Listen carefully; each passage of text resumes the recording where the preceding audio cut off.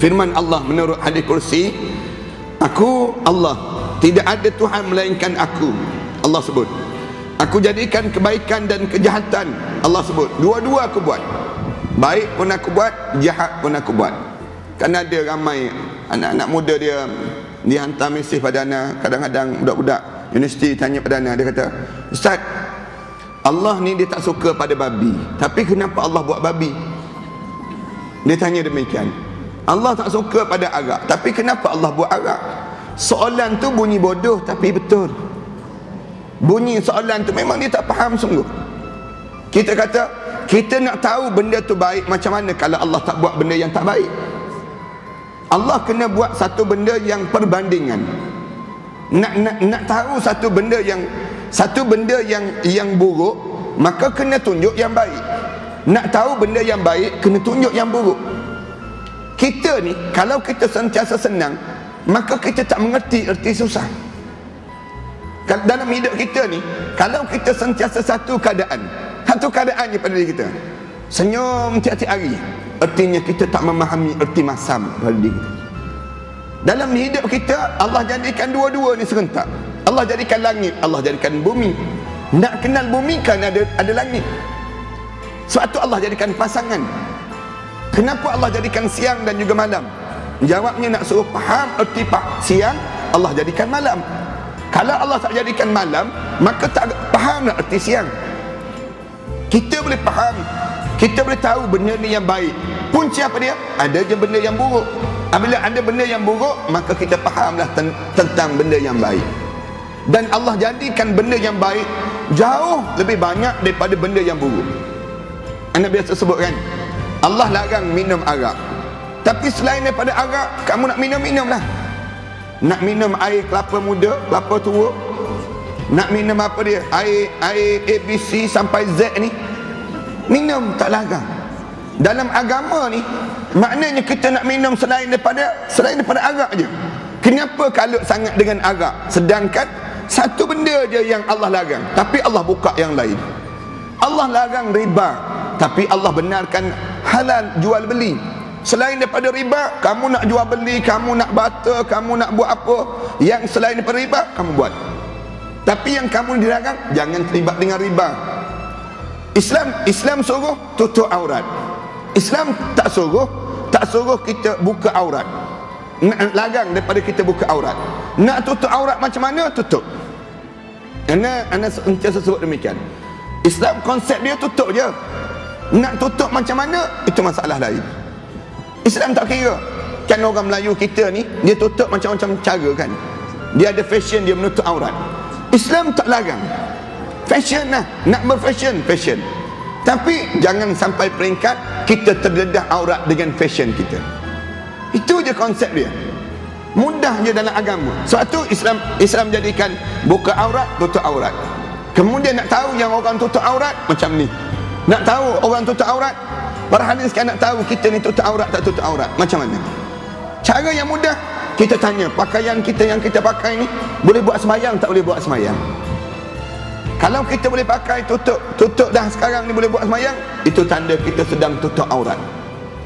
Tapi kalau kita kata macam ni tak boleh buat sembahyang, tak boleh buat sembahyang. Kenapa? Misalnya nampak lagi tengkuk kita, misalnya nampak lagi yang namakan badan kita dan sebagainya, maka kita sebenarnya belum lagi tutup aurat. Mudah je dalam sifir agama dipanggil. Kemudian kenapa Allah buat demikian? Nak suruh kita tahu nilai, menilai di antara satu sama lain. Waktu Allah kata, aku jadikan kebaikan dan aku jadikan kejahatan, dua-dua aku jadikan pada diri kamu. Maka beruntunglah buat orang-orang yang aku jadikan dia untuk kebaikan dan aku alirkan kebaikan itu atas dua tangannya. Beruntunglah katanya Allah kalau sekiranya orang yang aku bagi kebaikan pada diri dia, kemudian dalam tubuh badan dia ni mengalir kebaikan sehingga ke telapak tangan dia, sehingga ke telapak tangan dia menunjukkan kebaikan pada diri dia tersebut. Yang bagaimana? Dan celakalah kedua tangan dia ni menggerakkan. Tangan maknanya menjadi simbol kepada kuasa bagi seseorang. Apabila seorang dah mula mengalir pada tangan dia yang disebut dengan kebaikan, maka dia akan tolong orang, dia akan bantu orang, dia akan derma. Maknanya tangan ni menjadi simbol kepada kekuasaan bagi seseorang. Sebab tu Allah Subhanahu Wa Taala sebut yadullah fauqa aidin nas, kan? Dalam satu hadis kursi sebut tangan Allah lebih daripada tangan-tangan manusia, di atas tangan manusia. Maknanya bukan tangan tapi dimaksudkan kuasa Allah melebihi di atas kuasa makhluk, berbanding dengan kuasa Khaliq, dia panggil demikian. Baik, mengalirnya pada tangan segala kebaikan ni apa dia? Tanda kebaikan yang ada pada seorang, sehingga terjelma pada tubuh badan dia melalui kuasa dia. Kuasa yang ada pada diri dia tersebut. Dia seorang ibu, dia menggunakan kuasa dia melalui untuk mendidik anak-anak dia. Dia seorang pemimpin, dia menggunakan kuasa untuk memimpin rakyat dia. Dia seorang yang apa dia seorang apapun kedudukan dia, dia menggunakan kuasa dia untuk dia menjaga orang bawahan dia tersebut. Maknanya kuasa dia. Dan celakalah bagi orang yang aku jadikan ia untuk kejahatan. Na'udzubillah min dzalik. Dia jadikan dalam diri dia yang baik tak nampak, yang jahat je yang dia nampak. Dan aku alirkan kejahatan itu di atas dua tangannya tersebut. Yang jenis Allah tak buka hidayah untuk diri dia. Na'udzubillah min dzalik. Abu Talib duduk dekat dengan Rasulullah tapi tak dapat hidayah. Tak dapat hidayah walaupun dia ni sentiasa nampak apa yang dilakukan oleh Rasulullah. Orang yang hampir dalam hidup Rasulullah, Abu Talib, pak saudara dia tahu tapi tak dapat hidayah. Sayang, sampai peringkat dia tidak mengalir kebaikan dalam jiwa dia untuk agama pada diri dia tersebut.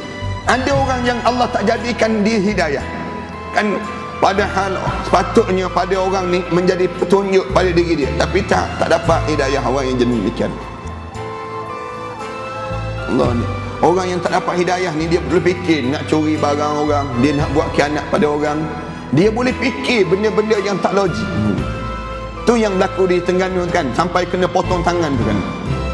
Mencuri tengah cungkir rumah orang, tuan rumah tu nampak, tebasnya tangan dia tersebut. Tebasnya putus tangan dia. Dia tak perasan yang dia putus tangan. Dia lari sedar-sedar tengok tangan dia dah tak ada dah. Nak sebutnya payah sangat nak buat hudud, kena hudud dulu semua. Kena hudud awal-awal lagi, putus tangan dia. Lagi lintang bukang dia. Yang jenis macam ni kalau dia mencuri juga memang jahat betul dia lepas pada ni. Dia tengok tangan dia tak ada dah. Tangan dah tak ada dah, nak buat macam mana? Elok pula tu kena pergelangan tangan. Kena pergelangan tangan pula tu. Ni cara nak ajar mencukir sangat rumah orang. Curi rumah orang sampai peringkat demikian. Budak muda lagi umur baru 25, 26 gitu je. Kalau dia kerja banyak lagi manfaat yang didapat. Tapi oleh kerana dia nampak yang tu je profession dia. Tu dapat profession dia tersebut. Allah tunjukkan dengan cara demikian, dengan cungkir sebab kena libas, putus tangan-tangan ini sendiri.